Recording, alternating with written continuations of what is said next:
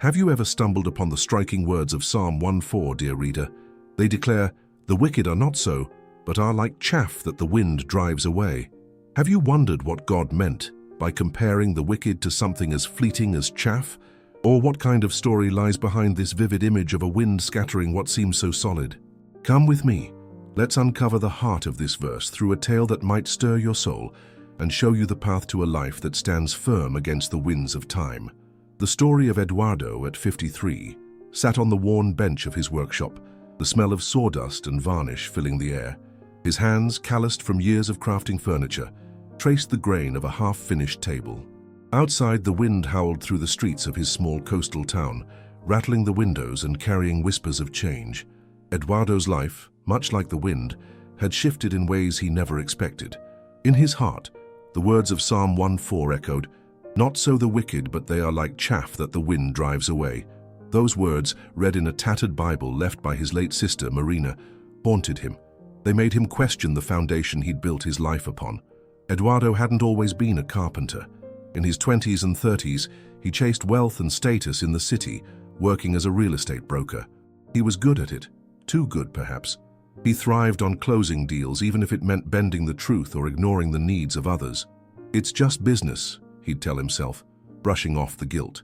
His friends, a lively group who frequented upscale bars, cheered him on. They mocked anyone who lived by old-fashioned values, calling them naive.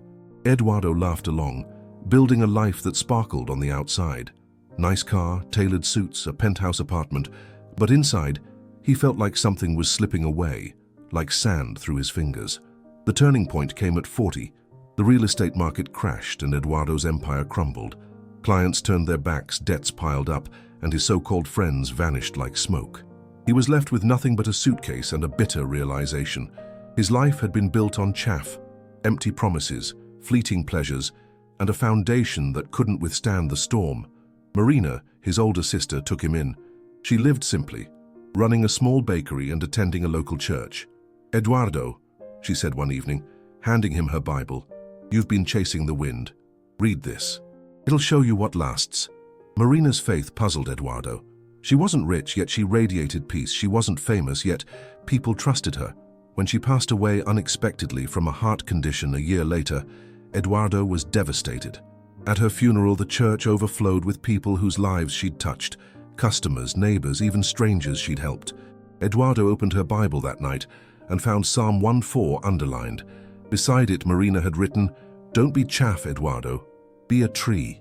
Like chaff in the wind, grieving and lost, Eduardo moved to the coastal town where Marina had lived. He used the little money he had to open a carpentry workshop, learning the trade from an old friend of his sister's, Seu Miguel, a 65-year-old craftsman with a quiet wisdom. Miguel taught him more than woodworking. He showed Eduardo how to live with integrity. "A good table," Miguel said, "is like a good life. It needs a solid foundation, or it'll collapse under weight." But the past wasn't easy to shake. Some days Eduardo was tempted to return to his old ways. A shady developer from the city visited the town, offering quick cash for land deals that smelled of dishonesty. "You're a smart guy, Eduardo," the man said, flashing a grin. "Why waste your time sanding wood? Come work with me." The offer stirred something in Eduardo, memories of fast money, of feeling important. But as he looked at the man's polished shoes and hollow smile, he saw the chaff of his former life. He remembered Marina's note and politely declined. That night, a storm hit the town. Eduardo lay awake, listening to the wind tear through the streets. He thought of Psalm 1:4, "The wicked scattered like chaff." Chaff, he learned from Miguel, was the useless husk of grain, light and empty, blown away during winnowing. Eduardo realized he'd once been like that, chasing things that looked valuable but had no weight, no substance.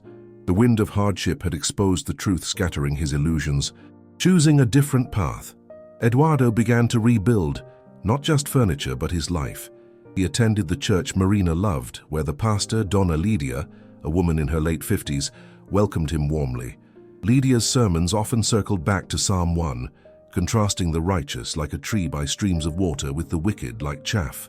"The difference," she said, "is where you plant your heart. Chaff follows the wind. A tree drinks from God." Eduardo started reading the Bible daily, finding comfort in its words. He also poured himself into his work, crafting tables, chairs, and shelves with care. His furniture wasn't fancy, but it was honest, sturdy, built to last. Customers began to seek him out, not just for his skill, but for his kindness. He'd listen as they shared their stories, offering a word of encouragement or a prayer. One customer, a widow named Teresa, said, "Your workshop feels like a safe place, Eduardo. It's like Marina's bakery was." Teresa's words struck Eduardo. He realized he was giving fruit, not in wealth or fame, but in the lives he touched. He started a small group at the church, where men and women gathered to share their struggles and pray. Many, like him, had chased empty things, money, approval, success, only to find themselves scattered by life's winds. Together, they learned to plant their hearts in God's word, to build lives with substance. Standing firm against the wind, years passed, and Eduardo's workshop became a cornerstone of the town. At 53, he wasn't rich, but he was content. His home, filled with furniture he'd made, was a place of warmth. Clara, a young woman in her 20s who worked at the local market, often stopped by to learn woodworking. She reminded Eduardo of Marina, full of faith, eager to help others.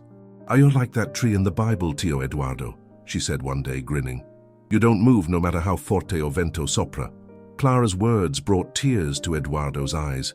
He thought of the storms he'd faced, loss, failure, temptation, and how God had held him steady. The developer returned once more, offering even more money, but Eduardo didn't hesitate.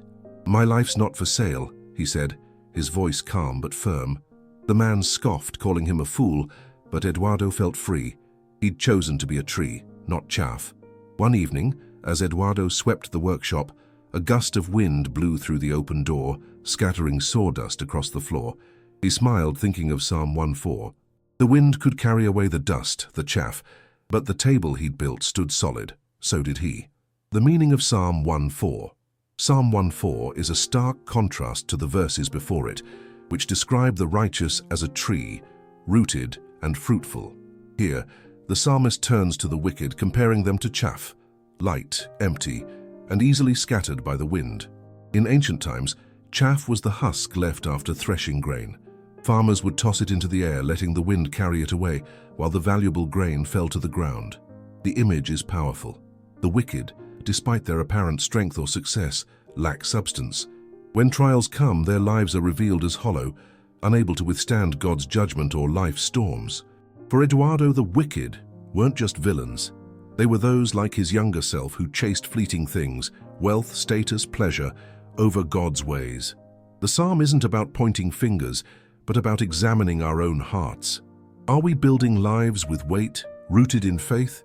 Or are we chasing chaff, things that glitter but scatter under pressure?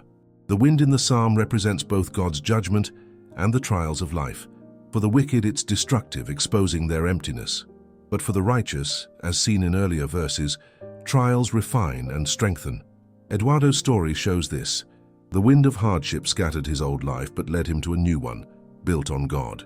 Reflection for the heart. Dear reader, have you felt the winds of life blowing through your world? Maybe you've chased things that seemed solid, money, approval, success, only to watch them scatter like chaff. Or perhaps you're standing firm, but the storms make you wonder if you'll hold. Psalm 1:4 is a gentle warning and a warm invitation. It asks, what are you building your life on? Is it chaff, light and fleeting? Or are you planting your heart in God, growing roots that no wind can shake? Eduardo's journey wasn't easy, but it was worth it. He found that a life rooted in God's word, in honesty, in love, has weight. It stands firm, gives fruit, and blesses others. You too can choose this path. Let go of the chaff, the empty promises, the fleeting pleasures. Plant yourself by God's streams, and let His love make you a tree that endures. May your life be one that stands, not scatters, in the winds of time. May you find the peace of knowing you're rooted in the one who never lets you fall.